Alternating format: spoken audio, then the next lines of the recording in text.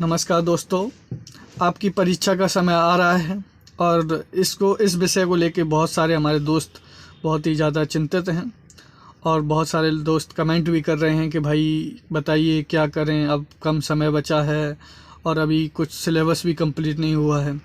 तो मैं कहना चाहूँगा कि आप सिलेबस पे ज़्यादा आप ध्यान ना दें, आप मॉक टेस्ट पे ध्यान दें। सबसे अच्छा सटीक रणनीति रहेगी आपकी कि आप मॉक टेस्ट पे ध्यान दें। मॉक टेस्ट वो भी ऑनलाइन न देकर ऑफलाइन दें। ज़्यादा से ज़्यादा कोशिश करें आपके पास पड़ोस में कहीं भी जहाँ कोई भी दुकान हो वहाँ से आप OMR सीट परचेज कर लीजिए। OMR सीट पर प्रैक्टिस सेट लगाइए, तो उसमें आप देखिए आप कितने समय में और कितना पेपर कर सकते हैं। समय का विशेष ध्यान रखें क्योंकि 2 घंटे में आपको 120 मिनट में आपको 150 क्वेश्चन करने, तो समय का भी आपको ध्यान रखना है। अगर आप ये भी है कि आप धीरे धीरे कर रहे हैं क्वेश्चन तो आप सॉल्व कर ले रहे हैं, लेकिन समय नहीं बचा पा रहे हैं।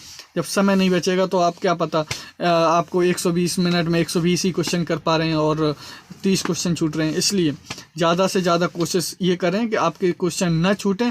इसलिए अभी से प्रैक्टिस करें। प्रैक्टिस रहेगी तो आपके क्वेश्चन नहीं छूटेंगे, अदरवाइज आपके क्वेश्चन भी छूट सकते हैं जब समय के अभाव के कारण।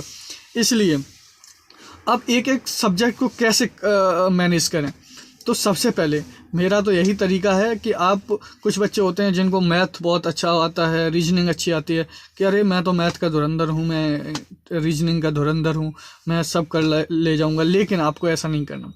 जो बच्चे नए हैं, जो पहली बार एग्ज़ाम दे रहे हैं, वो सबसे बढ़िया उनके लिए तरीका यही है कि आप अभी से प्रैक्टिस करना शुरू कर दें।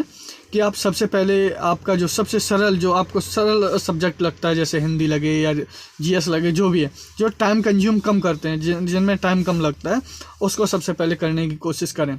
जैसे कुछ बच्चे होते हैं हिंदी कर लेते हैं, हिंदी में बहुत सारा टाइम नहीं लगता है क्योंकि 38 क्वेश्चन होते हैं, वो लगभग आप ज़्यादा से ज़्यादा 20 मिनट में आप उन क्वेश्चन को कर सकते हैं।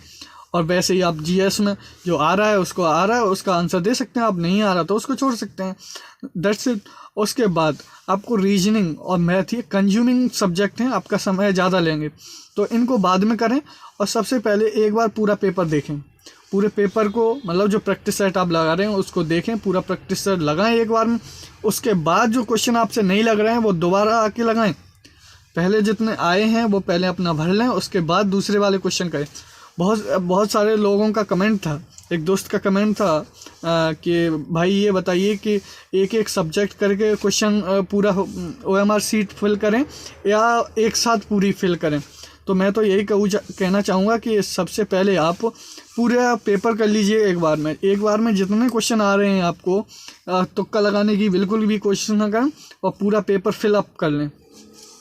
जब आप पूरा पेपर सॉल्व कर लेंगे उसके बाद OMR सीट को फिल करें।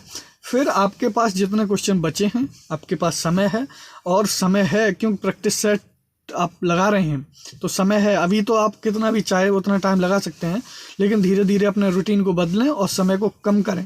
जब समय को आप कम कर लेंगे तो आप अच्छे से OMR सीट भी भर सकते हैं और अच्छा पेपर सॉल्व कर सकते हैं। इसलिए कि समय का कमी न होने पाए तो आपको प्रैक्टिस सेट लगाना ज़रूरी है, वो भी ऑफलाइन लगाएं। ऑनलाइन लगाने की कोशिश ना करें क्योंकि ऑनलाइन में समय कम लगता है, ऑफलाइन में समय ज़्यादा लगता है। इसलिए ऑफलाइन की कोशिश ज़्यादा करें। एक सब्जेक्ट पहले हिंदी कर लीजिएगा अपना पूरा, उसके बाद आप GS कर लीजिएगा, उसके बाद आप मैथ कर लीजिएगा, उसके बाद रीजनिंग। और जिसको रीजनिंग अच्छी आती है वो रीजनिंग पहले कर लो, मैथ बाद में कर लो। वो उस विद्यार्थी के ऊपर डिपेंड करता है। इस चीज़ में मैं नहीं कहना चाहूँगा कुछ भी, क्योंकि वो बच्चे के ऊपर डिपेंड करता है। जैसे मैं था, मैं अपनी स्ट्रेटजी अलग थी। जब मैं करता था तो मैं अलग तरीके से करता था। तो इसलिए मैंने भी बहुत सारे एग्ज़ाम निकाले हैं। उसके बाद भी आप ऐसे ही अच्छी नौकरी पाना चाहते हैं और अपने माँ बाप का सपना साकार करना चाहते हैं, तो आप एक अच्छी रणनीति के साथ अपना प्रैक्टिस सेट लगाएं। अभी प्रैक्टिस सेट ही लगाएं। उसके बाद जब आप प्रैक्टिस में, कहते नहीं, प्रैक्टिस मेक्स मैन परफेक्ट, जो अभ्यास ही है वो आदमी को उत्तरोत्तर बनाता है, उत्तम बनाता है।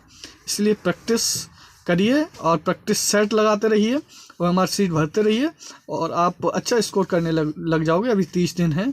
और सुनिए इसमें कि जो आपको टॉपिक नहीं आ रहा है वो लिख लीजिए। जब भी कोई OMR सीट भरते हैं या प्रैक्टिस लगाते हैं किस चीज़ की कमी आ रही है, कहाँ पे आपको समझ में नहीं आ रहा, वो क्वेश्चन लिख लीजिए, किस टॉपिक का वो टॉपिक लिख लीजिए, किस सब्जेक्ट का वो सब्जेक्ट लिख लीजिए। उस सब्जेक्ट में फिर से वो दोबारा से पढ़िए कि इस चीज़ को हमारी समझ में नहीं आया था, इसको दोबारा रिवाइज करें।